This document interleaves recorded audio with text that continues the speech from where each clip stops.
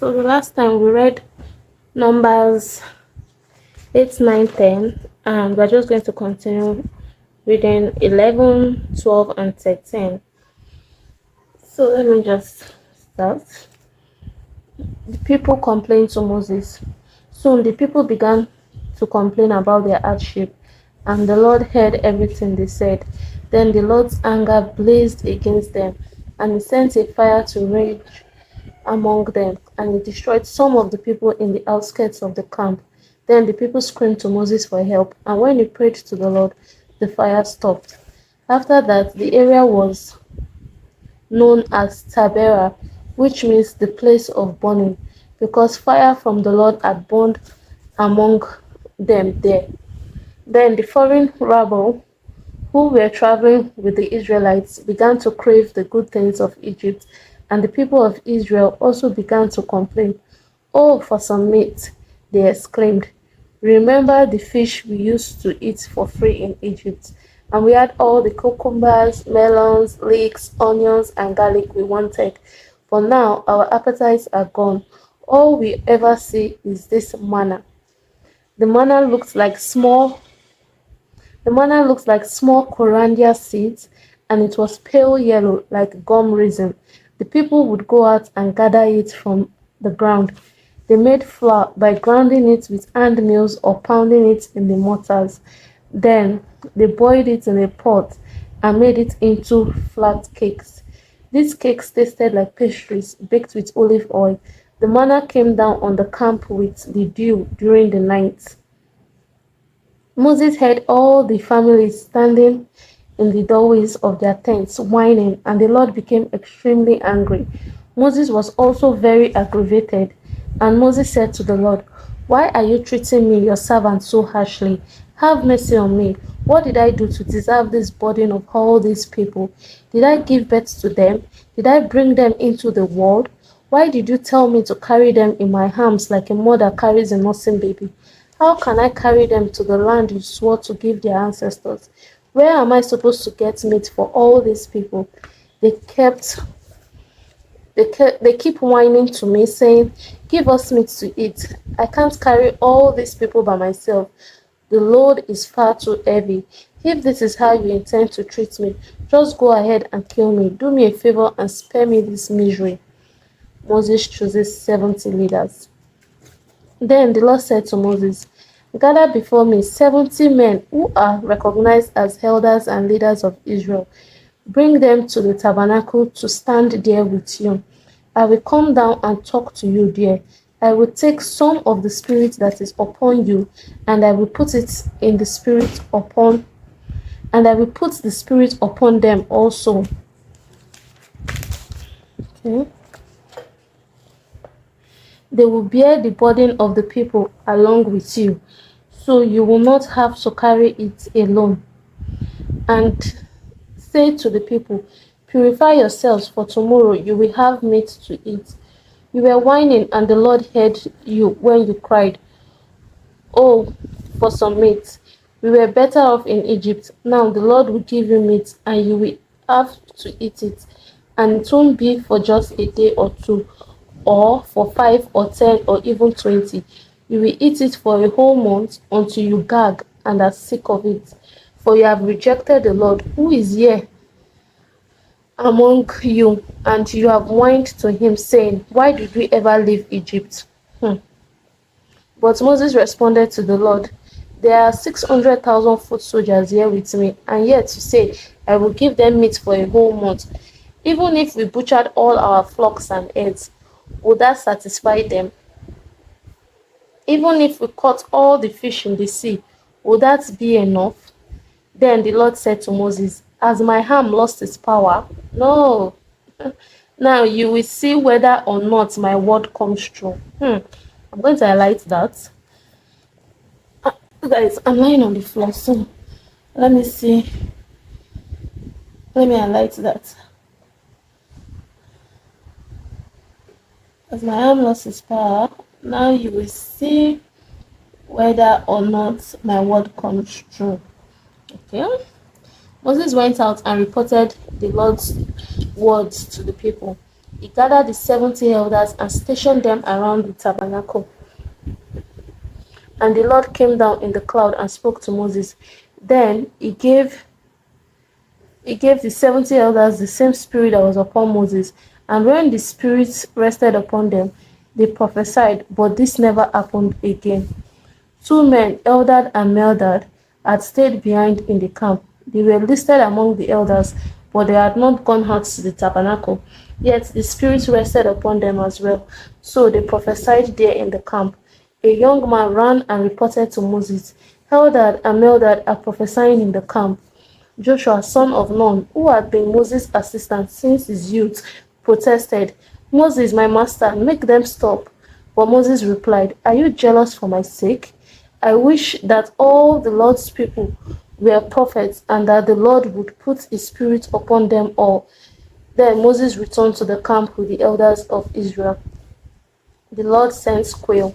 Now the Lord sent a wind that brought quail from the sea and let them fall all around the camp for miles in every direction. There were quail flying about 3 feet above the ground.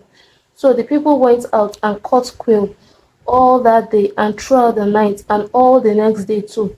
No one gathered less than 50 bushels. They spread the quail all around the camp.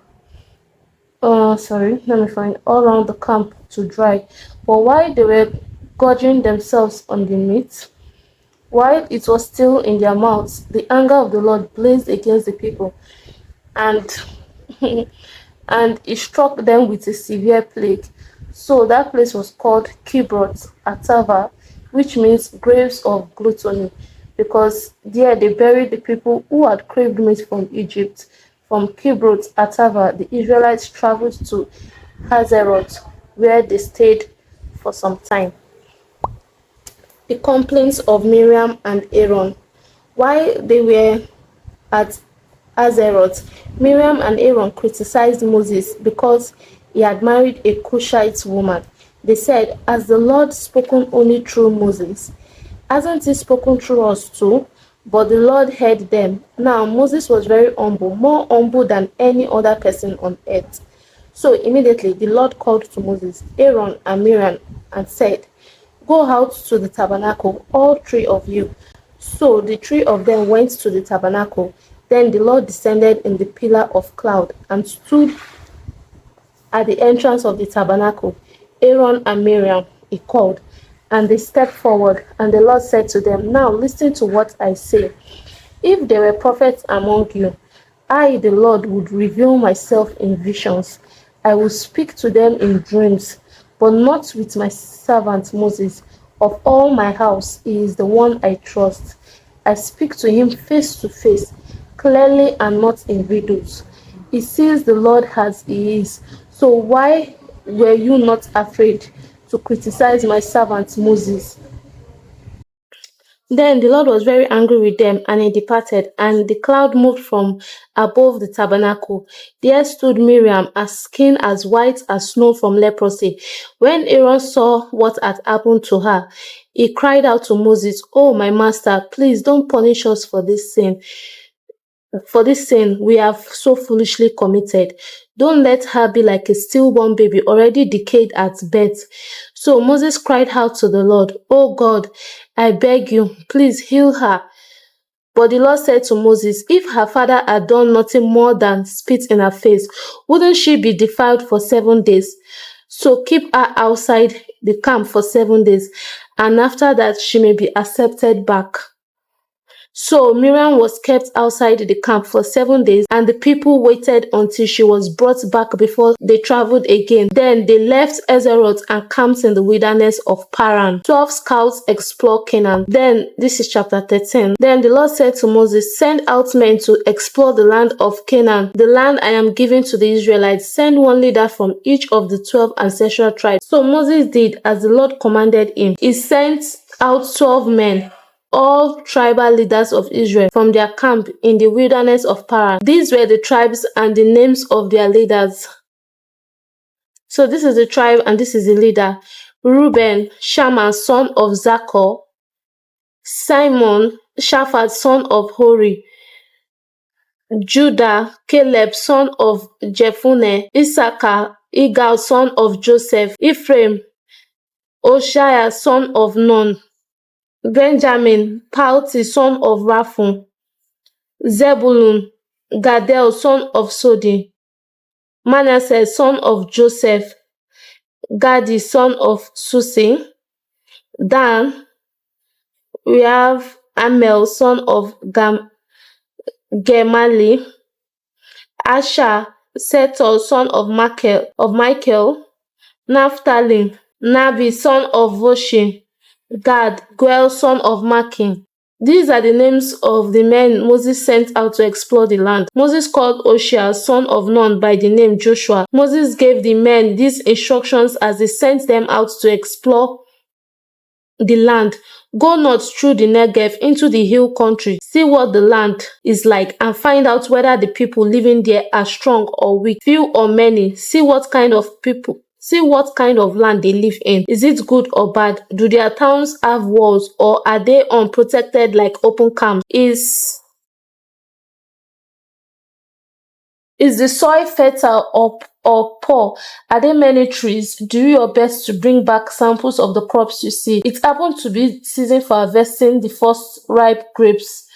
So they went up and explored the land from the wilderness of Zin as far as Rehob near Lebo Hamath. Going north, they passed through the Negev and arrived at Hebron, where Ahiman, Shesha, and Talmah, all descendants of Anak, lived. The ancient town of Hebron was found 7 years before the Egyptian city of Zoan. When they came to the valley of Eshcol, they cut down a branch with a single cluster of grapes so large that it took two of them to carry it on a pole between them. They also brought back samples of the pomegranates, and figs. That place was called the Valley of Eshcol, which means cluster, because of the cluster of grapes the Israelites men cut there.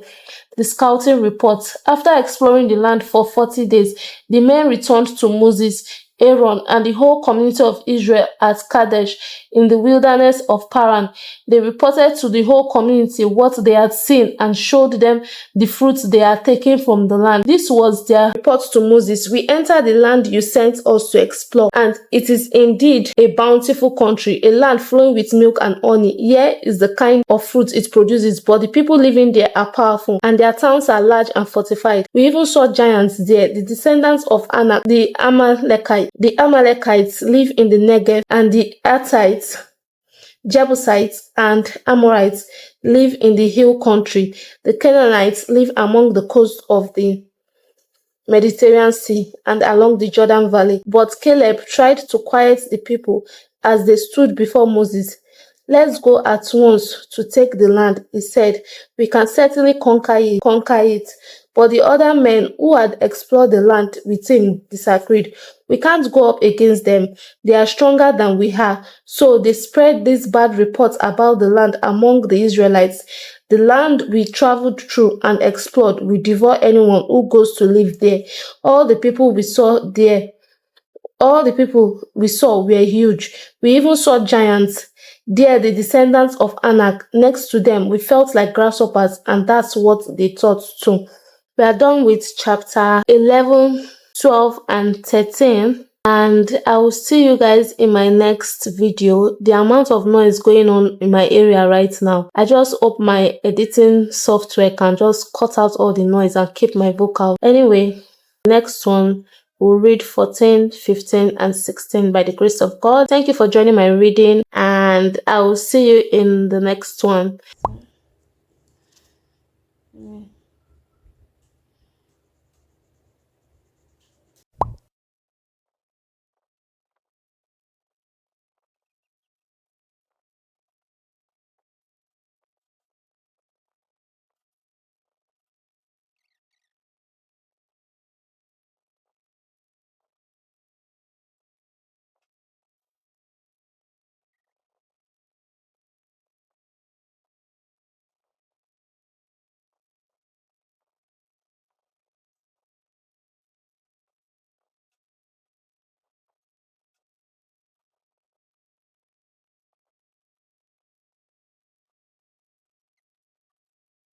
with. So I'll see you.